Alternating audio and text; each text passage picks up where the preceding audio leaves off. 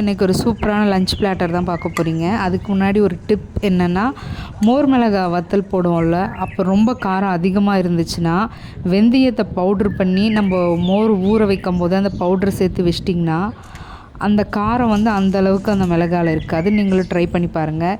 இன்றைக்கி lunch platter என்னென்னு பார்த்தீங்கன்னா, சுட சுட சாதம், தால் வந்து கொஞ்சம் தண்ணியாக வச்சேன், அதுக்கப்புறம் பருப்பு ரசம், அதுக்கப்புறம் லாங் பீன்ஸும் சுரக்காயும் போட்டு ஒரு சூப்பரான கூட்டு, பைத்தம்பருப்பு அதுக்கப்புறம் துவரம்பருப்பு போட்டு சூப்பரான கூட்டு, அதுக்கப்புறம் உளுந்தில் வந்து போண்டா மாதிரி செஞ்சேன். இதுவுமே சூப்பராக இருந்துச்சு.